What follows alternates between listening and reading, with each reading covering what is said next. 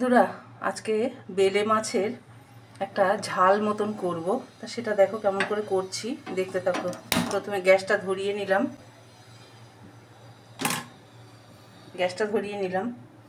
এবার আমি সাদা তেল দিয়ে করব। এই সাদা তেলটা দিচ্ছি, বেশি তেল দেবো না, অল্প তেল দিয়েই করব আমি, কারণ আমি অল্প তেলেই রান্না করি।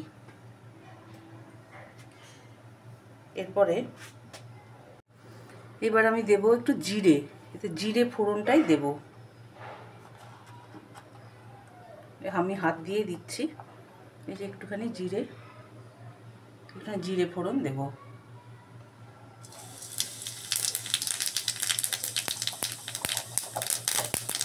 এবার আমি এর মধ্যে পেঁয়াজ দেব। এই পেঁয়াজ কুচো করে রেখেছি, এই পেঁয়াজগুলো দেব এর মধ্যে।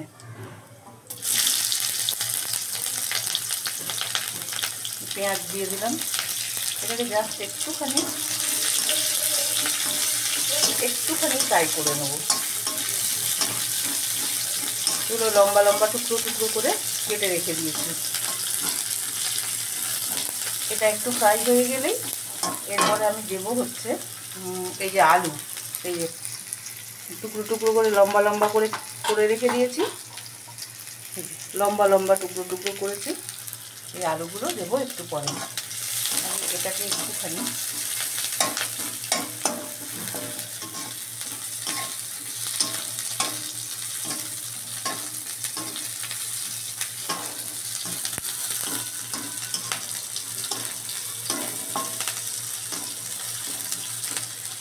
সামান্য একটু ফ্রাই হলেই হবে। এবার আমি আলু টুকরোগুলো দিয়ে দিচ্ছি এর মধ্যে।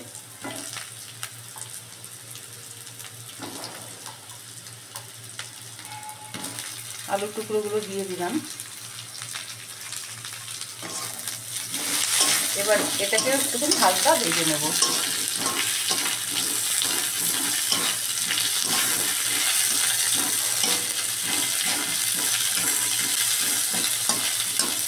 আর বেলে মাছ আগেই ভেজে রাখা আছে। এই যে বেলে মাছ গতকাল এনেছিলাম, ভেজে রেখে দিয়েছি। তা গতকালকে আর এটাকে রান্না করা হয়নি, আজকেই করব রান্না। এগুলো নিয়েছে 1200 টাকা কিলো নিয়েছে এই বেলে মাছ। চট করে পাওয়া যায় না, কিন্তু কালকে বাজারে গিয়ে দেখতে পেলাম, তো নিয়ে নিলাম বেলে মাছ। আর এই দেখো মশলা, এই হচ্ছে মশলা। এই মশলা এর মধ্যে আছে হচ্ছে, এই হচ্ছে মশলা। এই মশলার মধ্যে আছে আদা, জিরে, শুকনো লঙ্কা, আর আছে টমেটো। আদা, জিরে, শুকনো লঙ্কা, টমেটো।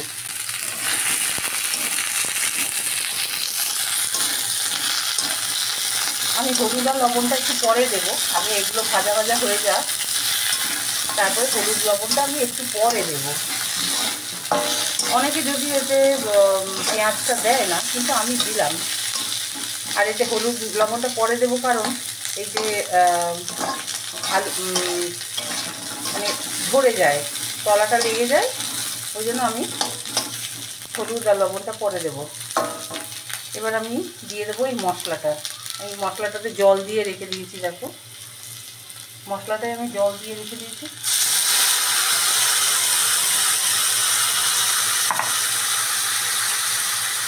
তো ব্লেন্ডারের মাথাতেও যেটুকু আছে সেটুকুকে আগে কেটে দিয়ে নিই।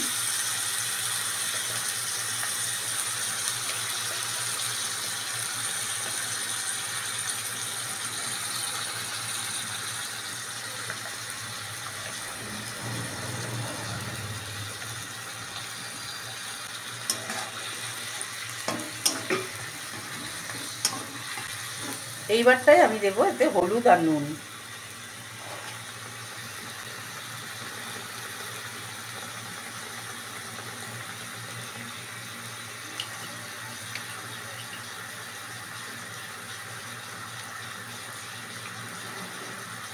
পরিমাণ মতো নুন আমি এতে দিয়ে দিচ্ছি।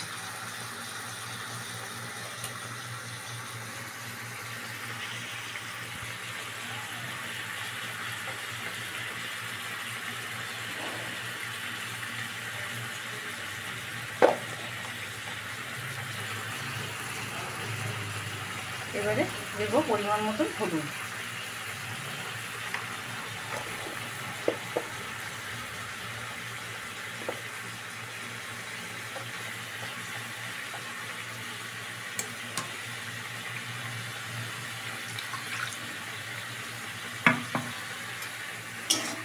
এটাকে একটু নেড়ে চেড়ে নেব।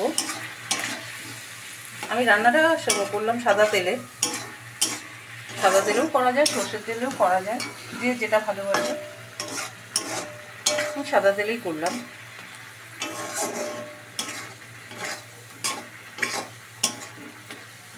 এটা একটু মশলাটা একটু কষে কষে আসলে, মশলাটা একটুখানি কষে কষে আসলে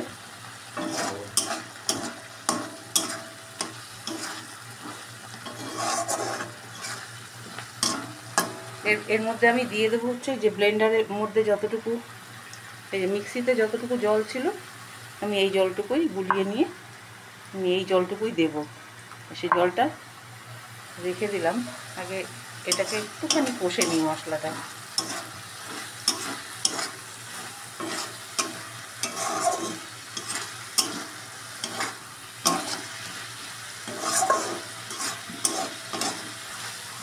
আমার কড়াইয়ের কালারটাকে তোমরা ইগনোর করো, কারণ হচ্ছে কড়াইটা দীর্ঘদিন ধরে ব্যবহার করে মাজা হয়, কিন্তু মাজা হলেও কালো দাগটা ছাড়ানো যায় না। অনেক কিছুই প্রয়োগ করা হয়েছে কালো দাগ ছাড়ানোর জন্য, কিন্তু কালো দাগ ছাড়ে না। এটা কিন্তু নোংরা নয়, কড়াইটা পরিষ্কার কড়াই, কিন্তু ওই কালো দাগগুলো ওঠে না।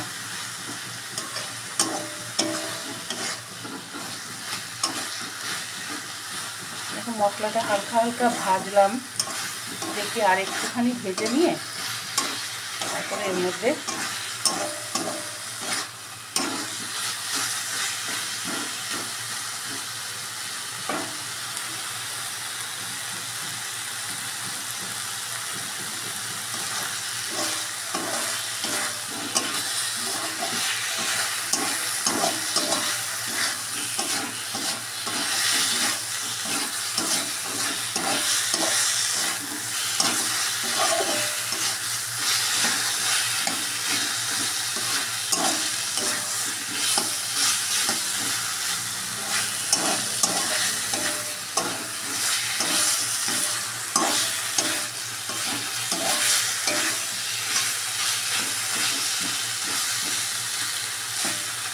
আমি বরাবর অল্প তেলেই রান্না করি, কারণ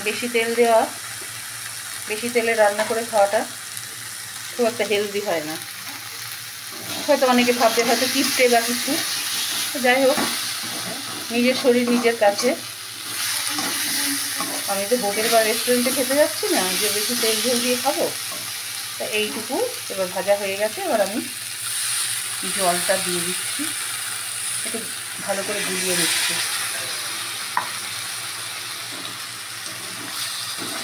আর একটু জল দেবো এতে, নাহলে আলুগুলো সেদ্ধ হবে না।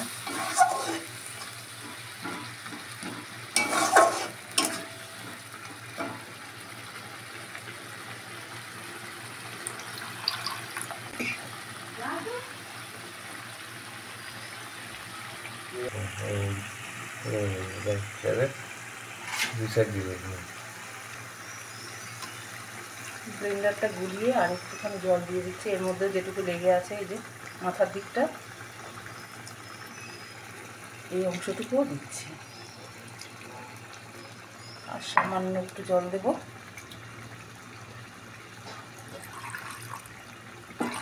নাহলে আলুগুলো তো সেদ্ধ হতে হবে, আলু সেদ্ধ না হলে তো খেতে ভালো লাগবে না, কাঁচা কাঁচা। এই ব্লেন্ডারটা গুলিয়ে গুলিয়ে আমি জলটা দিচ্ছি, যতক্ষণ যে পাশে লেগে রয়েছে।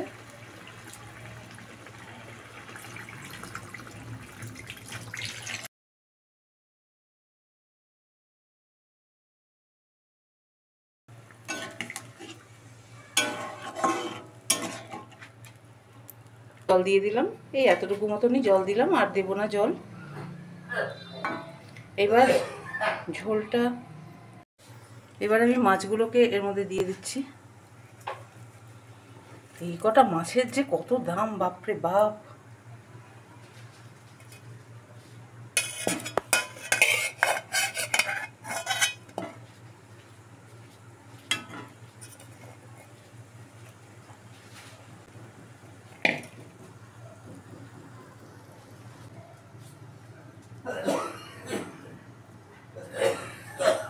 বন্ধুরা এবার এটাকে আমি একটুখানি ঢেকে দেব।